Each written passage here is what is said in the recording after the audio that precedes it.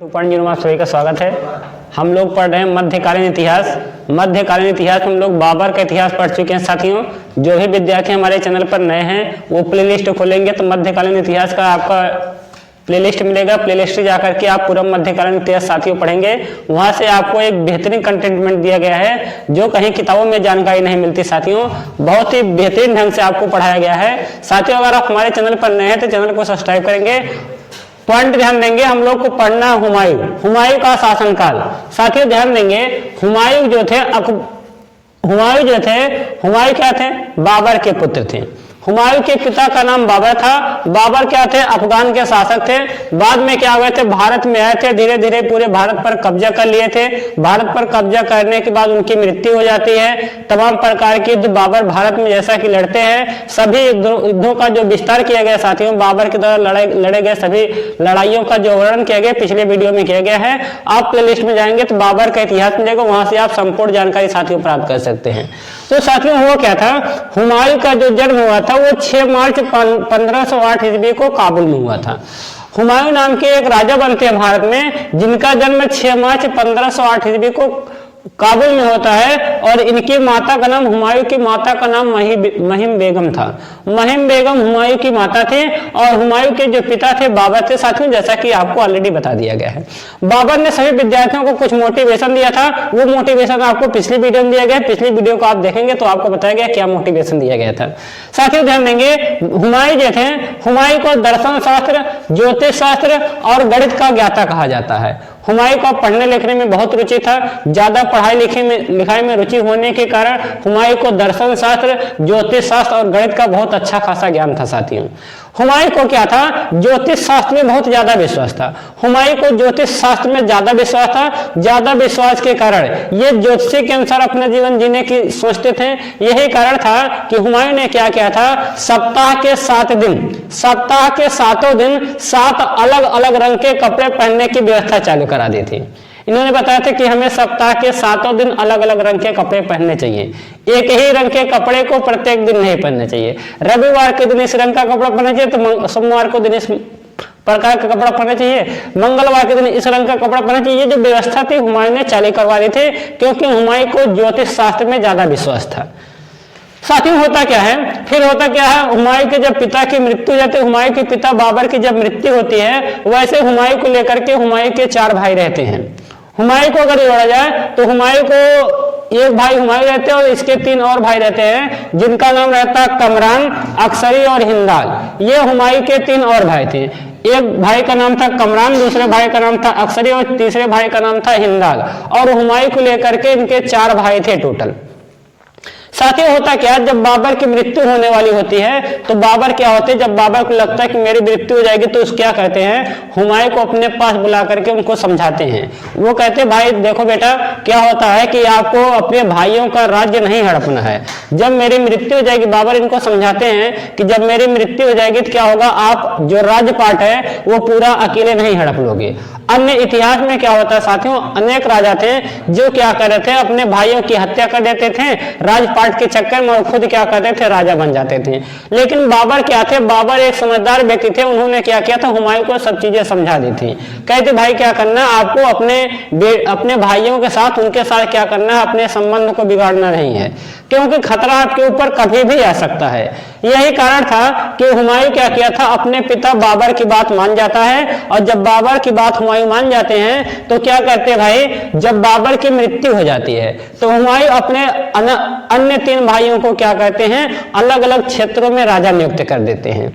होता क्या है, अब वो अपने भाई कमरान, इनके जो भाई रहते हैं, उनको क्या करते हैं, काबुल, कंधार और पंजाब, कहने का मतलब जो अफगानिस्तान, पाकिस्तान और भारत का जो उत्तरी हिस्सा है, उन हिस्सों का जो राजपाट होता है वो अपने भाई कमरान को सौंप देते हैं।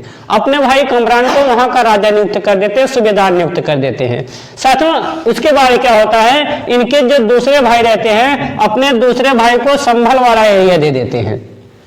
ठीक है, हाँ, संभल साथियों राजस्थान में पड़ता है और राजस्थान का जो एरिया था वो बाबर को किससे मिला था? राणा सांगा के द्वारा लड़ा गया था। राणा सांगा ने फिलहाल बाबर को बुलाया था भारत में लड़ाई करने के लिए। जब बाबर आए थे राणा सांगा के बुलाने पर, तो बाबर और राणा सांगा के बीच साथी युद्ध हो जाता 1527 में। इस युद्ध का वर्णन भी आपको बताया गया है। तो होता क्या, वहां पे राणा सांगा की हार हो जाती है, बाबर की जीत हो जाती है और राजस्थान वाले एरिया में राणा सांगा का अधिकार रहता है। और उस एरिया में क्या होता है, जो संभल है, अलवर है, मेवाड़ है, ठीक है, वो सब क्षेत्र राजस्थान वाले क्षेत्र में पड़ते हैं। तो वहां पर क्या होता, अपने भाई हुमायूं क्या करते हैं, अपने भाई अक्सरी को संभल का एरिया सौंप देते हैं, उन्हें संभल का सूबेदार नियुक्त कर देते हैं अपने भाई अक्सरी को, और कमरान को जो है काबुल, कंधार और पंजाब का क्षेत्र सौंप देते हैं। इसके बाद इनके जो छोटे भाई रहते हैं उनका नाम हिंदाल रहता है, और हिंदाल को भी क्या करते हैं, अलवर और मेवाड़ का क्षेत्र, राजस्थान वाला कुछ क्षेत्र उनको प्रदान कर देते हैं। उन्हें क्या करते हैं, अपने भाई हिंदाल को राजस्थान का राजा नियुक्त कर देते हैं। इसके बाद क्या होता है, इनके एक भाई रहते हैं, चचेरे भाई रहते हैं, हुमायूं के चचेरे भाई रहते हैं, जिनका नाम रहता है सुलेमान। हुमायूं को अपने भाई सुलेमान से बहुत ज्यादा लगाव था।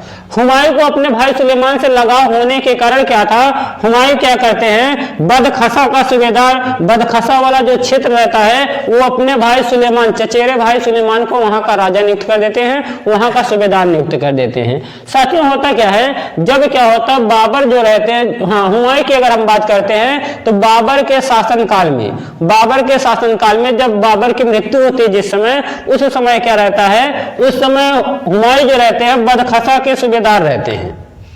बदखसा पर क्या होता है, संपूर्ण रूप से बदखसा पर बाबर के रहते हुए भी बाबर ने क्या किया था, हुमायूं को बदखसा का सूबेदार नियुक्त कर दिया था। तो बदखसा का जो सूबेदार थे हुमायूं, तो हुमायूं बाद में राजा बन जाते हैं। जब हुमायूं राजा बन जाते हैं तो अपने चचेरे भाई सुलेमान को क्या कहते हैं, उस बदखसा का क्षेत्र प्रदान कर देते हैं, और उनके भाई सुलेमान बदखसा के सूबेदार नियुक्त हो जाते हैं। बदखसा का एरिया जो होता है सुलेमान के पास आ जाता है।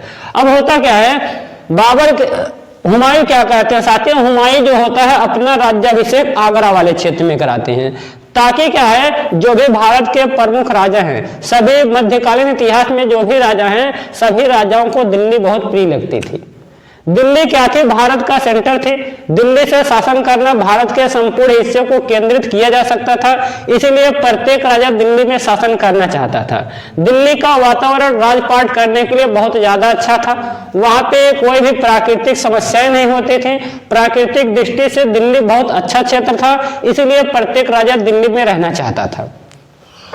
तो हुमायूं को भी लगा कि अगर वास्तव में मुझे एक वास्तविक राजा बनना है, तो वास्तविक राजा बनने के लिए मुझे कहाँ रहना चाहिए, दिल्ली और आगरा जैसे क्षेत्रों में रहना चाहिए। यही कारण होता है साथियों कि हुमायूं क्या कराते हैं, हुमायूं का राज्याभिषेक होता है 30 दिसंबर 1530 ईस्वी को। 30 दिसंबर 1530 ईस्वी को हुमायूं 23 वर्ष के रहते हैं, और हुमायूं का जो राज्याभिषेक होता है वो आगरा में होता है। साथियों आगरा में जब हुमायूं का राजपाट होता है तो वहां से क्या होते हैं, हुमायूं का जो जीवन रहता है, जैसा कि इनके पिता ने बताया था कि भाई क्या होगा, देखो हुमायूं क्या होगा, आपका जीवन जो होता है, राजाओं का जो जीवन होता है इतना आसान नहीं होता है।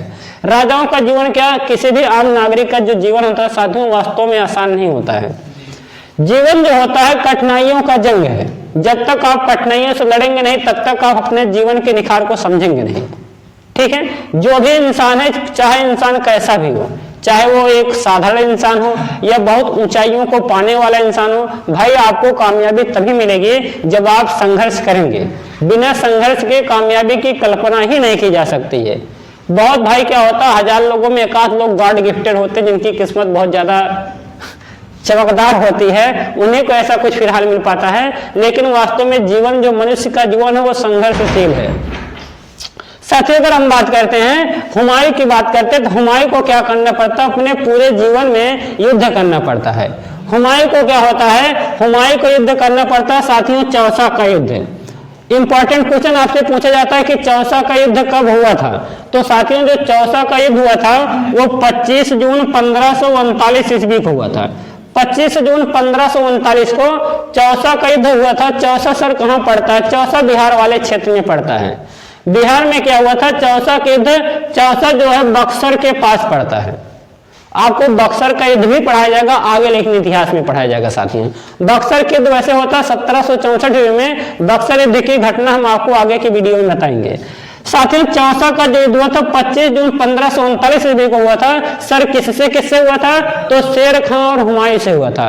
शेर खां इस युद्ध को जीत जाते हैं। चौसा युद्ध में हुमायूं की हार हो जाती है और शेर खां की जीत हो जाती है। शेर खां की जब जीत होती है, शेर खां अपना नाम बदल लेते हैं और शेर खां से शेरशाह सूरी अपना नाम रख लेते हैं।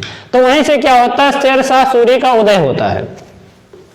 साथियों होता क्या, फिर जब शेरशाह सूरी क्या करते हैं, चौसा का युद्ध जीत जाते हैं, तो शेरशाह सूरी के मन में भी लालच आ जाता है। शेरशाह सूरी के मन में लालच आता है और ये क्या करते हैं, ये भी आगरा और दिल्ली वाले क्षेत्रों पर अपना अधिकार करना चाहते हैं। फिर से क्या करते हैं, सन 1540 ईस्वी में 17 मई 1540 ईस्वी को ये फिर से हुमायूं पर आक्रमण करते हैं। और जब हुमायूं पर आक्रमण करते हैं, वो युद्ध लड़ा जाता है, शेरशाह और हुमायूं के बीच लड़ा जाता है, बिलग्राम में लड़ा जाता है। बिलग्राम साथियों कन्नौज में पड़ता है। इसको बिलग्राम का युद्ध का कन्नौज के युद्ध के नाम से जाना जाता है। कन्नौज का युद्ध या बिलग्राम का जो युद्ध होता है वह 17 मई 1540 ईस्वी को होता है। और इस युद्ध में भी साथियों क्या होती है, हुमायूं की हार हो जाती है। जब हुमायूं की हार हो जाती है, बिलग्राम या कन्नौज को 17 मई 1540 ईस्वी को जब हुमायूं की हार होती है, तो हुमायूं क्या होते हैं, अपने जीवन को बेकार समझ लेते हैं। जैसे क्या होता है ना, कभी कभार विद्यार्थी पढ़ते पढ़ते अपने आप को डिमोटिवेट समझ लेते हैं। कोई व्यक्ति काम करते करते अगर काम में कामयाबी नहीं मिलता है, तो व्यक्ति क्या करता है, अपने आप को डिमोटिवेट कर लेता, मुझसे नहीं होगा। अरे भाई क्यों नहीं होगा, प्रयास तो करके देखो। जब आप प्रयास करोगे तो ऐसा हो ही नहीं सकता कि आपसे वो काम ना हो। ठीक है साथियों, होता क्या है कि जब भाई संघर्ष करोगे तो कामयाबी जरूर मिलेगी। आज नहीं तो कल मिलेगी, लेकिन जब भी मिलेगी बहुत मजबूत मिलेगी कामयाबी। साथियों पॉइंट समझेंगे तो होता क्या है, बिलग्राम या कन्नौज युद्ध के बाद क्या करते हैं, शेर हुमायूं जो रहते हैं अपने जीवन को घुमक्कड़ी जीवन बिताने का प्रयास करते हैं। और होता क्या, लगभग 12 वर्षों तक क्या होता है, हुमायूं अपना जीवन जो होता है घुमक्कड़ी जीवन बिताने का प्रयास करते हैं और वास्तव में घुमक्कड़ों की तरह अपना जीवन जीने लगते हैं।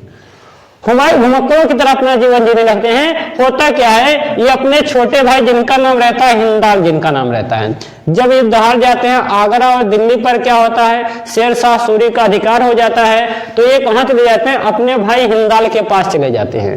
ठीक है, अब इनके पास मजबूरी आएंगे तो अपने छोटे भाई हिंदाल के पास चले जाते हैं। वहीं हिंदाल के आध्यात्मिक गुरु रहते हैं जिनका नाम मीर अकबर अली रहता है। तो हिंदाल के आध्यात्मिक गुरु होते हैं मीर अकबर अली। तो मीर अकबर अली के पास जाते ये भी कुछ आध्यात्मिक चीजें सीखते हैं और आध्यात्मिक चीजें सीखते हैं। तो इनके जो हिंदाल के आध्यात्मिक गुरु रहते मीर अकबर अली रहते हैं, उनकी एक बेटी रहती है हमीदा बानो बेगम, और हुमायूं को उनसे प्यार हो जाता है। तो होता क्या भाई, तो हमीदा बानो बेगम से हुमायूं का निकाह करा दिया जाता है। तो हुमायूं का जब निकाह होता है हमीदा बानो बेगम के साथ, निकाह होता है 29 अगस्त 1541 ईस्वी को। हुमायूं और हमीदा बानो बेगम का जो निकाह होता है वो 29 अगस्त 1541 ईस्वी को होता है। और इन्हीं के बाद क्या होता, हमीदा बानो बेगम से क्या होता, भारत में एक महान सम्राट का उदय होता है जिनका नाम अकबर होता है। साथियों अकबर का जो जन्म होता है इन्हें हमीदा बानो बेगम से होता है। मतलब अकबर की माता का नाम हमीदा बानो बेगम और पिता हुमायूं हो जाते हैं। ठीक है, आगे क्या होता है, अब जब हुमायूं का भैया निकाह हो जाता है तो हुमायूं के पास क्या होते हैं, बच्चे हो जाते हैं, अकबर का जन्म हो जाता है। तो हुमायूं को लगता है यार कब तक मैं घुमक्कड़ी जीवन जीऊंगा, घुमक्कड़ी जीवन को कब तक जीऊंगा। अब भाई मेरी शादी हो गई, मेरे बच्चा हो गया है, अब क्या करना पड़ेगा, इसकी भी परवरिश करनी पड़ेगी। मेरे जो अन्य भाई हैं वो राजाओं की तरह जीवन जी रहे हैं, मैं बड़ा भाई हूँ फिर भी मैं घुमक्कड़ी जीवन जी रहा हूँ। तो अकबर को ये क्या होता है, उसके दिमाग में तीना पांचा आती है। तो अकबर क्या करते हैं, एक बार फिर से अपने एक टुकड़ी से सेना तैयार करते हैं। हाँ साथियों, हुमायूं क्या करते हैं, हुमायूं अपनी एक टुकड़ी तैयार करते हैं, सेना की एक टुकड़ी तैयार करते हैं। और हुमायूं को लगता है अगर यार मैं युद्ध एक बार हारा हूं तो ऐसा भी हो सकता है युद्ध जीत जाऊं।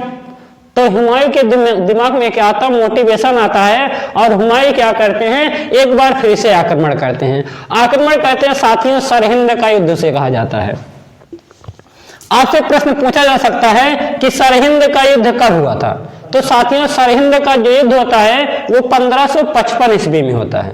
अब ध्यान समझिए, अगर आप बात करते हैं सर 1540 ईस्वी, 1540 ईस्वी में हुमायूं युद्ध हारे थे। इसके बाद क्या होता, 15 साल के बाद लगभग युद्ध लड़ते हैं। 1555 ईस्वी में क्या होते हैं, दोबारा युद्ध करते हैं जिसे कहा जाता है सरहिंद का युद्ध।